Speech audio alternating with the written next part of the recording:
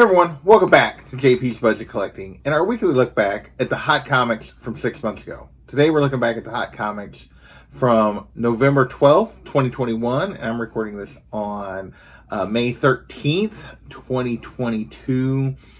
I give you those dates so you know when this information is actually relevant because the market is always moving and changing and something might come out the next day or two that might change these. So this way you know exactly when I was looking at these prices and what I'm talking about.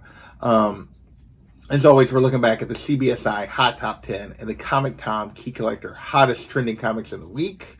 Those are the two lists that I've been using now for basically 3 years of doing this list, of doing the look back. So we got 18 books that we can look at this week to tell us why were they hot? What factors were affecting them then? What factors have been affecting them since? Should we have been patient? Should we have jumped on them? If you've been watching lately, we are definitely in a market that says patience, patience, patience. Books have been backing up all through the winter. And normally we would get like a spring surge. We haven't really gotten it, particularly not on hot books. Maybe on some of the bigger books we've gotten a little bit of a bounce back this spring. But for the most part, I feel like prices are just down across the market. And this week does not buck that trend. But let's look at the individual books and see if we can learn anything. So first up, we have The Inkle, number 1. And this is actually kind of a trade from 1988. Basically, there's a movie coming from this property is what the rumors are. Back then, raw copies were going for $55, $75. Now it's a $15 to $40 book. Like anything else, movies, you get news that maybe they're going to do something, and then there's a huge lull because it goes a long time without information as they're in pre-production and that kind of stuff, and we'll see if it even gets made. So this book definitely turned into a trap if you jumped on it as the news was coming out, which is very typical for option-related news. That was our only option-related book this week. I've noticed a trend of fewer of those, which is probably a good thing. With that, though, we're going to move into covers, and we do have several covers this week. First up, we have Street Fighter Sci-Fi Fantasy Special number 1, which I noticed almost all the covers for this were these swimsuit-type things. This is the Grit Sin variant, limited to 400. This was going for $80 at release or when it was hitting the market initially.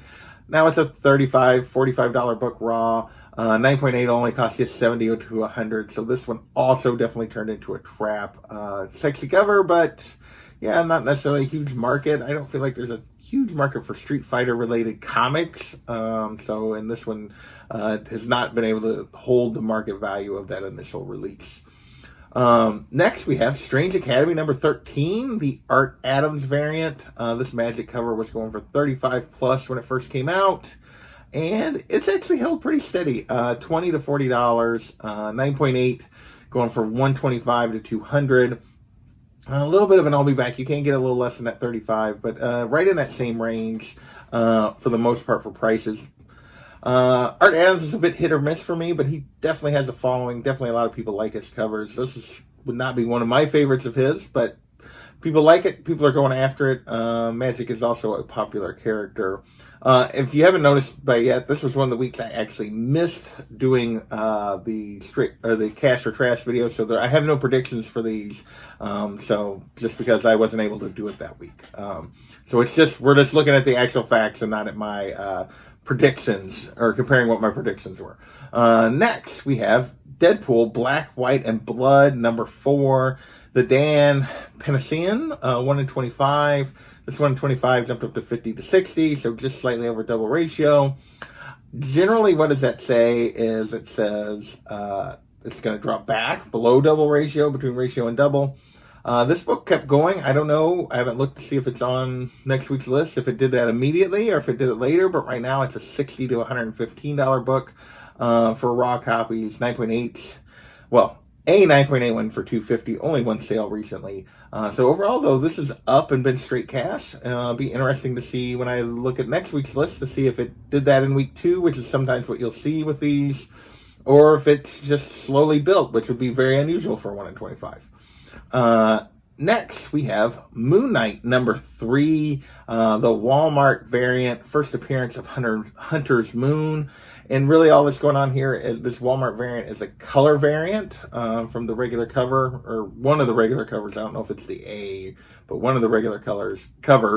It's just a color variant of that was only available in Walmart 3-packs. Raw copies going for 70 or 25 to 30 back then when it was first hitting the market. Now it's a $10 to $25 book. 9.8 only costs you 50 to 80.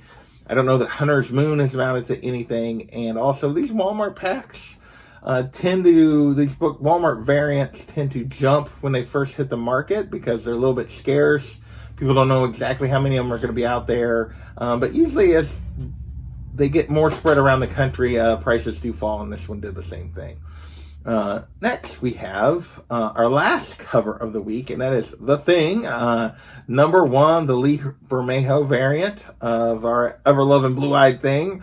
Back then, raw copies were going for $15 to $20.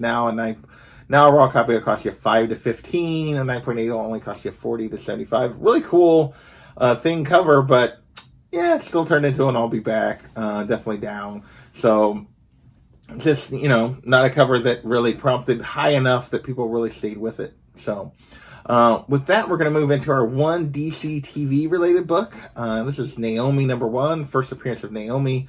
Back then, raw copies were going for $80, and 9.8 was back up to $200. If you remember when this first came out, 9.8 got up above $500 at one point. People were going crazy for Naomi. This was a significant bump back up with the show getting ready to start. I think they had a trailer for the show at that point or whatever. Now raw copies are only a $40 to $60 book, 9.8, $100 to $140, and my understanding is the show has actually already been canceled. WB is being prepared to sell. They've cut a bunch of shows. They've canceled a bunch of stuff, and Naomi has already been one of the victims, so it didn't even make it to a season 2. So yeah, Naomi turned into not the greatest investment to this date if you did it both in the fall or previously. So definitely a trap with Naomi.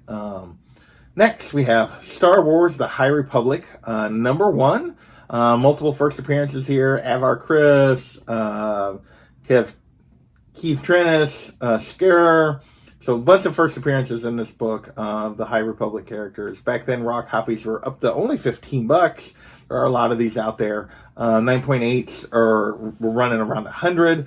Now it's a $10 to $20 book. 9.8 will run you $90 to $140. So kind of steady, worth it at this point. This was hitting the list, though, because there was a bunch of sales based on the rumor of a High Republic project. We still haven't gotten an official announcement. At one point, we were getting a game. That game has been delayed. There's been some other issues there. Or there was talk of a game, but I think it's already been delayed once. Still rumors of maybe an animated show and or a live action at some point. We'll see. For now, High Republic is just kind of people specking on it a little bit, seeing where it'll go. But it's been pretty steady at these fairly low prices for a bunch of first appearances. So next, we have Werewolf by Night. So we're moving away from Star Wars into Disney Plus and MCU-related stuff. This is Werewolf by Night, number 1, the first appearance of Jake Gomez. Last night, we had the 1 in 50 of this book on the list. Last week. Raw copies of this A cover were going for $30 back then. 9.8s were hitting $400. Raw copies are still basically in the same range, $20 to $35. But 9.8s have come significantly back, $125 to $225. They're a trap for sure, just on the 9.8 side. But yeah, overall, this is just down, and I'll be back between the two. Question still remains. Supposedly, we're getting Werewolf by Night in this Halloween special thing on Disney Plus. We don't know if that's going to roll into a series or anything else, and we don't know yet which version of Werewolf by Night we're going to get, although everyone seems to think it's going to be this version. We will see. Next, we have Fantastic Four, number 94, the first appearance of Agatha Harkness. This was in response to the news that Agatha was getting her own follow-up series following WandaVision, that she was going to get a series, House of Harkness, on Disney Plus. Because, according to Tom, sometimes I wonder about these when they have raw averages this high, but raw copies were averaging $615 that week back then. 9.0 hit $1,100. which tells me that's a really high average for a raw copy. It had to be like super high grade raw stuff, but anyway, now a raw copy will cost you $50 to $250, which is way down. 9.0 only will cost you $600 to $700, which is in the trap range, but that raw price is way down. That's a dumpster fire. Yeah, we've got no additional news. So far, these MCU Disney Plus books have not necessarily had the best staying power, overall long-term performance. People specking on them. They've definitely like bumped prices. Trailers have bumped prices. Lead up has bumped prices. But anytime there's a lull, and even people talking about it, these books tend to back up pretty hard. And then as soon as the show comes to go, they back up pretty hard. So next we have Marvel Premiere number 10.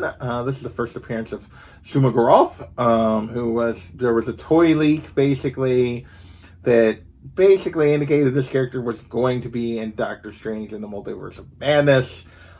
I won't spoil that for you, but anyway, raw copies back then based on this toy leak were jumped up to $100 on average, and 8.5 went for $750.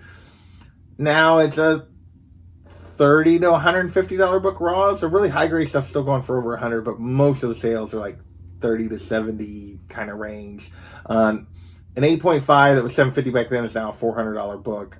So this definitely turned into a I'll be back overall because most of the sales are raw, but on the slab side into a trap for sure. So I'll be back overall here, as even with an appearance, this book has not necessarily held very well. Now we got, next we have Avengers number 62, first appearance of M'Baku, the man-ape. Back then, raw copies jumped up to $300. 8.0 hit an all-time high of $700. Based on the rumor that Black Panther 2 storyline was basically going to be, Shuri was going to be Black Panther during the movie, but she was going to pass the mantle to M'Baku at the end of the movie. No idea if any of this is going to happen, but that's what was causing this book to spike. Now it's a $50 to $200 book raw, 8.5, so slightly higher grade is only going to cost you $650 to $850, around that $700 range. Overall, a bit of an I'll be back. We don't yet know what's going to happen with this. We know he's in the movie, but we don't know how they're going to use him going forward. So, with their continued insistence that they will not recast T'Challa, it'll be interesting to see what they decide to do. Next, we have Avengers number 1, the first cameo of the son of T'Challa and Storm in the comics. So there's rumors that same time we were getting M'Baku rumors, we were also getting rumors that T'Challa's son might jump into the storyline, that they might say he had a son, although it wouldn't probably be with Storm since he doesn't exist. So it would have been with the other character that was in the movies probably, so it might not even be the same kid. But people were jumping on this thinking that they might be introduced at the end. It might be the future of Black Panther. We'll see. Back then, raw copies were going for $15. A 9.8 hit all the way up to $145. Now it's a $5 to $10 book. Not a lot of strong spec here. I don't see, even if they do some sort of Sun storyline, I'm not sure. It's probably not going to be this version. Next, we have Tales of Suspense, number 94. So we had a ton of MCU sort of books. First appearance of MODOK. So this was not related to the MODOK animated series. This was related to a rumor that Jim Carrey wanted to play MODOK in the MCU. So that caused this book to jump up to raw copies averaging $680, 8.5 hitting $1,200 according to Tom's. Raw copies now are going $50 to $300. 9.0 is all the way down to $1,000. So this one definitely turned into a bit of a trap. In addition to the fact there's been no follow-up that they're going to bring MODOK to the MCU, Jim Carrey has supposedly retired from acting. Doesn't mean he can't change his mind, but that is what he's kind of been telling folks, or that has been the news around lately.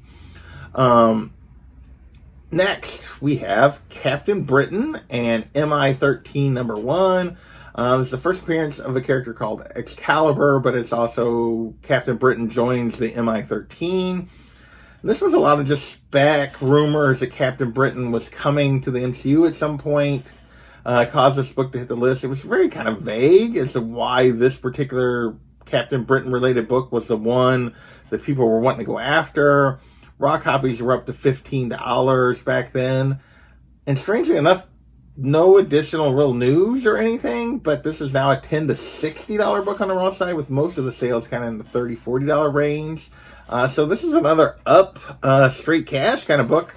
Not exactly sure why anyone would pay $60. It's not really a first related to Captain Britain, other than he joins this team, which has the Black Knight as a member, which this was around the time of Eternals, but not really any of the other characters. So I'm not sure where they're going, why people are chasing this particular book, but they seem to still be willing to pay for it. Next, we have Black Knight, Curse of the Ebony Blade, #1.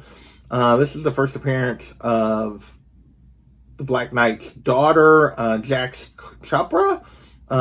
Basically, she appears here, and then later in this run from 2021, she picks up the sword and joins him as a fellow Black Knight. People were jumping on this because the Black Knight had been introduced to the MCU in Eternals, so they were thinking, well, his daughter might make an appearance at some point later. We'll see.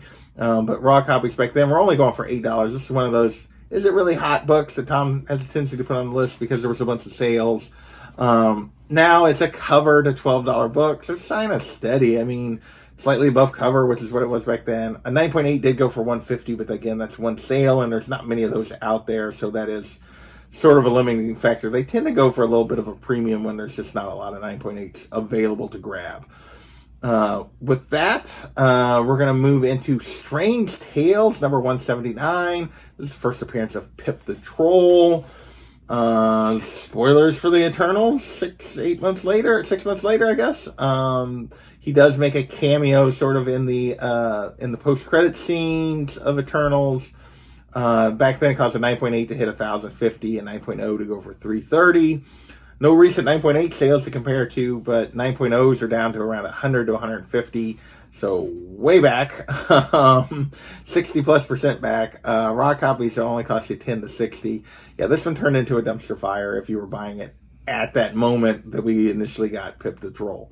So, and then our last book of the week is also related to the Eternals movie. It is Eternals #5, the first appearance of Thena and Makari, two characters that were a part of the movie throughout the movie. Raw copies for this book jumped to $65 with a 9.8 going for $625.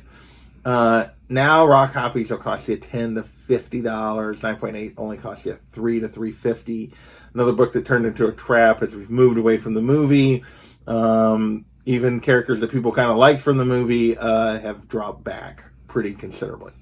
So that is this week's list. It was dominated by MCU stuff, with 8 of the 18 books being MCU related. Actually, 9 of the 18 books being MCU related. Half the list. Quite a few covers.